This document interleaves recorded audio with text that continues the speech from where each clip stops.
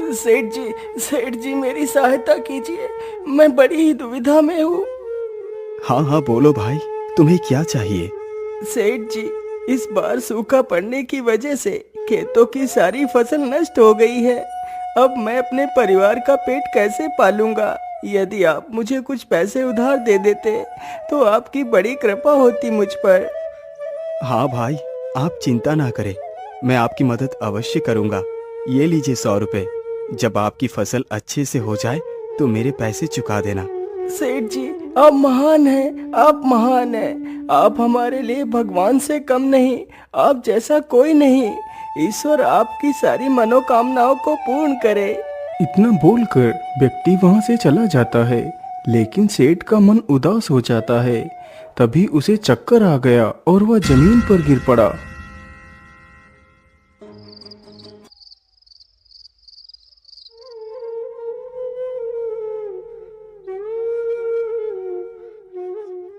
क्या बात है भाग्यवान, तुम इतना दुखी क्यों हो? तुम तो अच्छी तरह जानती हो कि मेरी ये बीमारी अचानक ही मेरे ऊपर आघात करती है।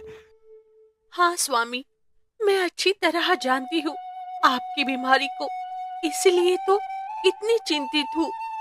इसीलिए चिंतित हो? तुम कहना क्या चाहती हो रेखा? स्वामी, इतने वर्ष हो गए, हमारी कोई औलाद नहीं हुई। यदि आप बुरा ना माने तो क्या मैं आपसे कुछ मांग सकती हूँ? हाँ हाँ मांगो भाग्यवान, यदि मेरे वश में होगा तो वो मैं तुम्हें अवश्य दूंगा। स्वामी, मैं तुमसे मांगूंगी तो अवश्य, लेकिन उससे पहले आपको मुझे वचन देना होगा कि मैं जो भी मांगूंगी वो आप अवश्य देंगे। सेठानी जी, हमारे बीच ये वचन की आवश्यकता कब से पड़ने लगी? क्या आज तक मैंने आपके साथ ऐसा कुछ किया है?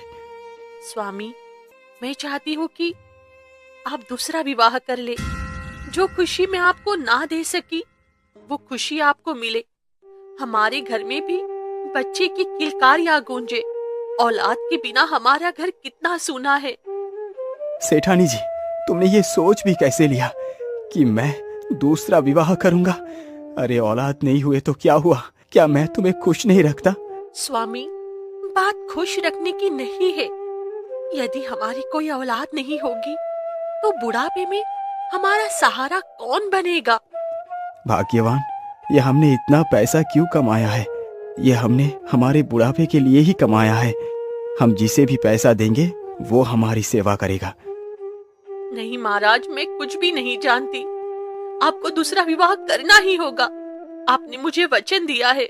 सेठ और सेठानी की बहस काफी देर तक हुई। अंततः सेठानी ने सेठ को दूसरे विवाह के लिए राजी कर लिया। अच्छा अच्छा ठीक है, तुम जैसा कहोगी मैं वैसा ही करूंगा। अगले दिन से ही सेठ के दूसरे विवाह के लिए वधू की तलाश शुरू हो गई। वैसे मालिक, रूपमा आपको कैसी लगी? क्या उनसे विवाह की बात को आगे बढ़ाया जाए?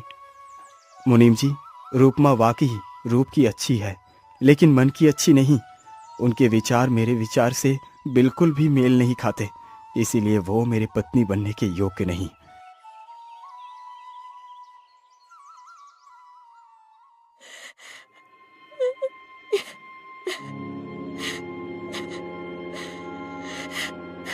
अरे मुनीम जी, ये जंगल में रोने की आवाज किसकी है? लगता है कोई तकलीफ में है। हाँ हाँ मालिक, लगता है ये आवाज उस ओर से आ रही है। वैसे मालिक, ये जंगल खतरे से खाली नहीं, हमें चुपचाप यहाँ से निकल जाना चाहिए। नहीं मुनीम जी, चाहे वहां पर लाख खतरे हो, लेकिन मैं किसी दुखियारी को ऐसे रोता हुआ छोड़कर नहीं जा सकता। मैं उससे मिले बिना यहाँ से नहीं जा सकता। यदि तुम्हें मेरे साथ आना है तो आओ, यदि नहीं आना तो मत आओ। अरे नहीं नहीं मालिक, मैं भी आपके साथ जरूर चलूंगा। दोनों ही उस आ रही आवाज की ओर बढ़ते हैं। कुछ दूर चलने पर उन्होंने देखा कि एक वृक्ष के नीचे एक सुंदर सी युवती बैठकर रो रही है। देखने में वह किसी राजकुमारी से कम नहीं लग रही थी। अरे ये तो एक युवती है। आखिर इतने खतरनाक जंगल में ये अकेले बैठकर रो क्यों रही है? मालिक, इसका पता तो युवती से पूछ कर ही चलेगा। हाँ हाँ चलो, इसके पास चलकर पूछते हैं। वह दोनों युवती के निकट पहुंचते हैं।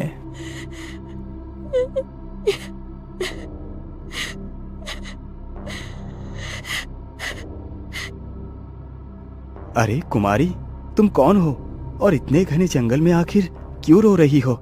तुम्हें क्या तकलीफ है? मेरा नाम वसुंधरा है। मैं एक साहूकार की बेटी हूँ। मेरे माता पिता एक दुर्घटना में मारे गए। अब मेरा इस दुनिया में कोई भी नहीं बचा है।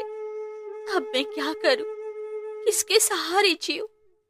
इसलिए मैं भी मरने के लिए इस जंगल में आ पहुंची हूँ, ताकि कोई हिंसक पशु मुझे भी मारकर खा जाए। अरे नहीं नहीं वसुंधरा, तुम ऐसी क्यों कहती हो? आत्महत्या मुसीबत का हल नहीं, आत्महत्या करना मूर्खता है। प्रत्येक जीव का जीवन तो दुख और सुख का संगम है, इसी को जीवन कहते हैं। सुख में तो इंसान बड़ा सुखी और प्रसन्न रहता है, लेकिन दुख आने पर मनुष्य आत्महत्या करने क्यों दौड़ पड़ता है? तो मैं क्या करूं? कहाँ जाऊं? लोग मुझे अकेला समझकर मेरा फायदा उठाना चाहते हैं। मेरी इज्जत मुझे अपने जान से भी ज्यादा प्रिय है। वसुंधरा की बातें सुन सेठ को वह भा गई। वसुंधरा, यदि तुम्हें बुरा न लगे तो क्या मैं तुम्हारे साथ विवाह कर सकता हूँ? मैं एक व्यापारी हूँ, मैं पहले से ही विवाहित हूँ। यदि तुम कहो तो मैं तुम्हें भी अपनी जीवन संगिनी बनाने के लिए तैयार हूँ। मुझे मंजूर है सेठ जी, मैं आपके साथ विवाह करने के लिए तैयार हूँ। फिर बड़े ही धूमधाम के साथ उन दोनों का विवाह कर दिया जाता है।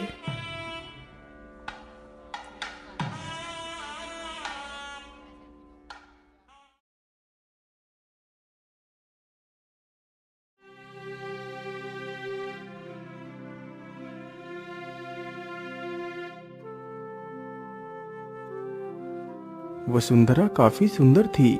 सेठ तो अब मानो अपनी पहली पत्नी को भूल सा गया हो। उसका सारा ध्यान वसुंधरा के ऊपर ही रहता था। वसुंधरा दिन रात ठाठ से रहती, वहीं रेखा अपने ही घर में एक नौकरानी की तरह रहती और घर का सारा कार्य करती। सेठानी जी, क्या आपको बुरा नहीं लगता? अब तो सेठ जी आपके ऊपर बिल्कुल भी ध्यान नहीं देते। वही नई सेठानी का तो वह कितना ख्याल रखते हैं। अरे नहीं कम्मो, तुम गलत सोच रही हो। सेठ जी मुझे अभी भी बहुत प्रेम करते हैं। वह दोनों आपस में बात कर ही रही थी कि तभी वहां पर वसुंधरा आ गई। अरे, मेरी गैर मौजूदगी में आखिर यहाँ पर क्या खिचड़ी पकाई जा रही है? कुछ नहीं छोटी, हम लोग तो वैसे ही कुछ काम की बातें कर रहे हैं। अच्छा ठीक है। वैसे दीदी, मुझे बहुत जोरों की प्यास लगी है। क्या आप मेरे लिए कुएं से थोड़ा सा पानी भरकर ला सकती है? अरे छोटे सेठानी, पानी के लिए सेठानी को क्यों जाना पड़ेगा? मैं ही पानी भरकर ले आती हूँ। नहीं, मैं तेरे हाथों से लाया हुआ पानी नहीं पीऊंगी। मुझे तेरे ऊपर बिल्कुल भी भरोसा नहीं है। पता नहीं तू पानी में क्या मिलाकर पिला दे। अरे क्या हुआ वसुंधरा? मैं तुम्हें तुम्हारे कक्ष में ढूंढ रहा था और तुम यहाँ पर क्या कर रही हो? कुछ नहीं सेठ जी, मैं दीदी से पानी लाने के लिए कह रही थी।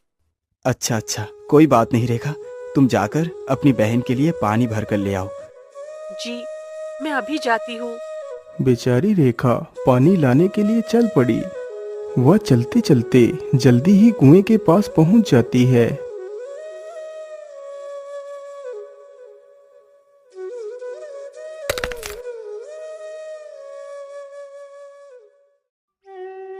हे प्रभु, मैंने तो हमारी भलाई के लिए ही अपने पति का दूसरा विवाह कराया था, लेकिन सेठ जी तो मुझे भूल ही गए।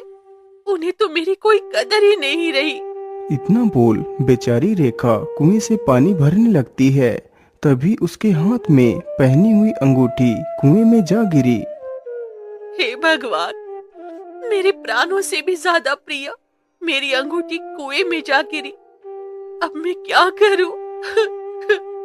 यदि अंगूठी चली गई तो मेरा सब कुछ चला जाएगा। सेठानी जी, ये अंगूठी मेरे प्यार की निशानी है। तुम जिस दिन इसे अपनी उंगली से निकाल दोगी तो मैं समझूंगा तुमने मेरा त्याग कर दिया। नहीं, मैं ऐसा नहीं होने दे सकती। मैं किसी भी हालात में अपनी अंगूठी को प्राप्त करके ही रहूंगी। इसके बदले में मेरे प्राण ही क्यों ना चले जाए। क्या हुआ सेठानी जी, आप इतना चिंतित क्यों हैं? अरे मेंढक भाई, मेरी कीमती अंगूठी कुएं में जा गिरी है। यदि वो मुझे नहीं मिली तो मैं मर जाऊंगी। अरे नहीं नहीं सेठानी जी, आप ऐसे अपशब्द अपने मुंह से ना निकाले। तुम्हारी अंगूठी को मैं ढूंढ कर ला सकता हूँ, लेकिन मेरी एक शर्त है। मेंढक भाई, तुम जो भी कहोगे मैं उसे मान लूंगी। मुझे तुम्हारी प्रत्येक शर्त मंजूर है। बस तुम अंगूठी को बाहर निकाल लाओ। ठीक है सेठानी जी, अंगूठी को निकालने से पहले मेरी शर्त को सुन लीजिए। हाँ हाँ, बोलो मेंढक, तुम्हारी क्या शर्त है? सेठानी जी, यदि मैं अंगूठी लाकर तुम्हें दूंगा तो तुम्हें मुझे अपने साथ जीवन भर के लिए रखना होगा। मैं तुम्हारे साथ एक ही थाली में खाऊंगा और एक ही बिस्तर पर सोऊंगा। यदि तुम्हें मंजूर है तो बोलो। सेठानी काफी देर तक सोचती रहती है और फिर बोलती है, ठीक है मेंढक भाई, मुझे तुम्हारी शर्त मंजूर है। अब जल्दी से जाओ और अंगूठी को निकाल कर लेकर आओ।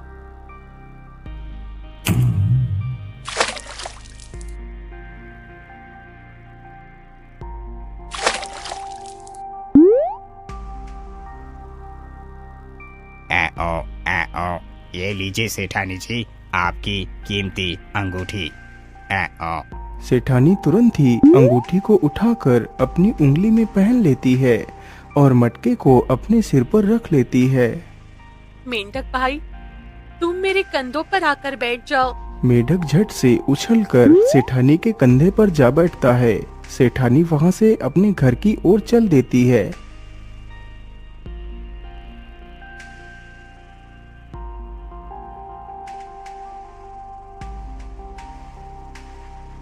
छोटी, ये लो, मैं पानी भरकर ले आई हूँ, तुम इसे रख लो।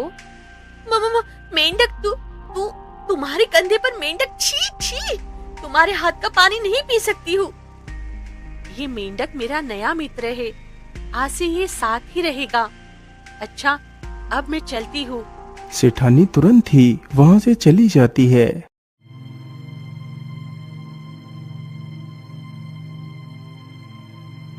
क्या रेखा एक मेंढक को अपना मित्र बनाकर उसे अपने साथ रखती है? कहीं रेखा का दिमाग तो नहीं खराब हो गया?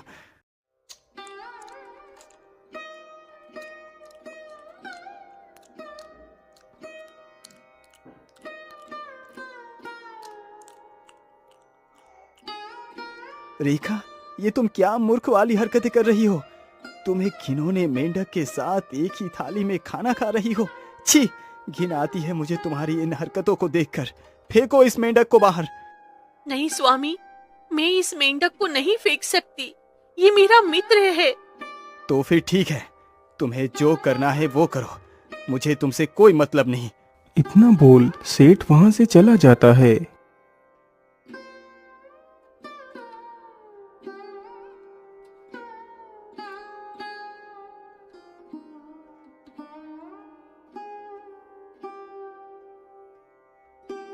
क्या बात है, आप क्या सोच रहे हैं?